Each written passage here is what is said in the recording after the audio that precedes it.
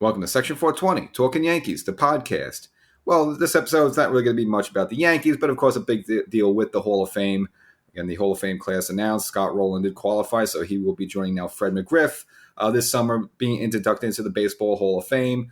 Fred McGriff coming via the senior league committee thingy that they put together there. So that's for players who couldn't get in the normal way at the Riders, but again afterwards, this committee, which is like it's a bunch of former players and executives and whatnot, and they're able to come together and look at players, revisit some that weren't able to get voted in the standard way to see if they deserved the shot to be in the Hall of Fame. And of course, Fred McGriff going there, which I think is well deserved.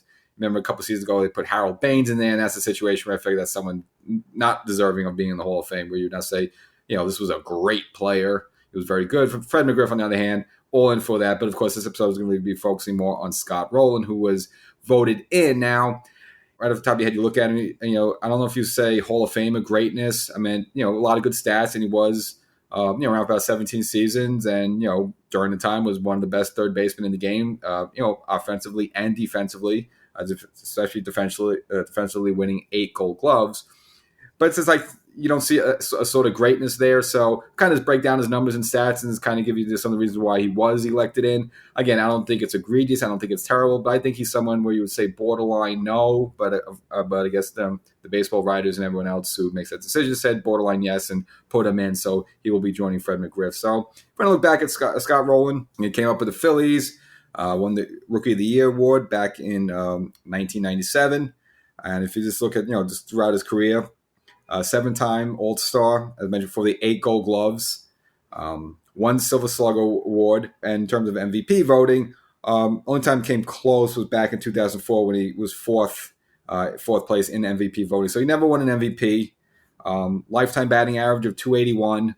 Now, and again, we're living in this is going to be a different baseball era compared to 20, 30 years ago, how you're going to evaluate players. You're not going to look at the 300 batting average again because this is, we're, after playing after, late 90s and 2000 after, game changed a little bit where, again, you just don't have the 300 hitters as much. So his 281, okay, not terrible. Again, 20 years ago, you'd say, no way, 280 hitter, that's not Hall of Fame quality. But these days and moving forward, you're just going to start seeing that.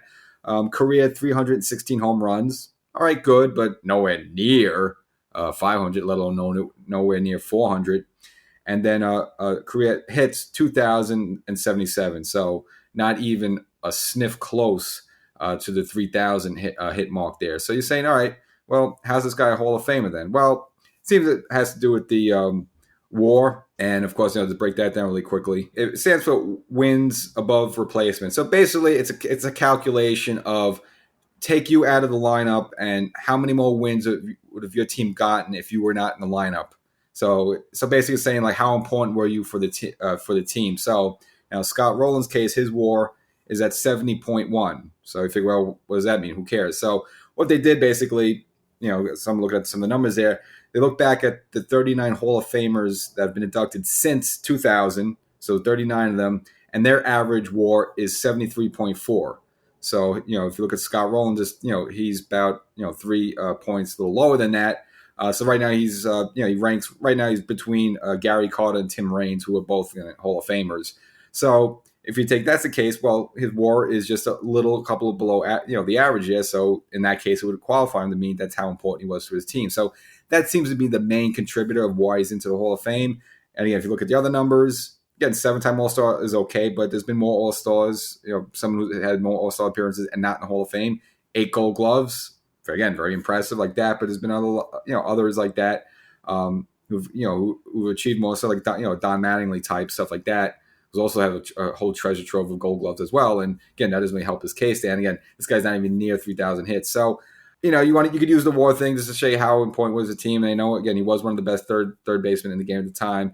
I just don't think personally overall, and the fact he has no MVPs and only came close once, and the way he came close was in 4th place, and that was 2004, as I mentioned. So to me, it's not a Hall of Fame player, but it's okay. I understand because I think he's right there on the cusp, and he could have blown either way. So he's in, fine. It's not egregious. It's not terrible. But again, in my book, if I had to vote, I would say he's not a Hall of Famer, but my voters count. He is a Hall of Famer, and of course, he'll be joining Fred McGriff. Now, if you look at Fred McGriff's case, you just look at his stats. I mean, look at the level of excellence for so many years. His amount of home runs and RBIs he puts up, the now, amount of 100 RBI seasons he has under his belt there. He's someone, again, should have got in, and guess just a handful of home runs away from the magic 500 as well. And never did you hear any sort of suspicions or allegations of Fred McGriff using any sort of PED. So it seems like he did it all natural and was right there at the cusp of 500 home runs. So he's someone who should have been voted in years ago. It didn't happen, but that's the case. So they all get it in different ways, and there you go. So Scott Rolen will be in Cooperstown. Okay, it's not terrible. Fine, yes. And yeah, he did win the one championship there with the Cardinals back in 2006. So that's the episode. Not really Yankee related, but Hall of Fame's a big deal. And we did talk about the possibility of Carlos Beltran being a Hall of Famer. You could probably make more of a case of Carlos Beltran than Scott Rolen, but Beltran, I guess we'll have to wait another year to get in there. So that's that. So I hope you enjoyed this episode. Again, maybe make sure you're a subscriber. So wherever you listen to us, make sure you subscribe to the podcast and get notified when new content comes up, and it will be coming up shortly.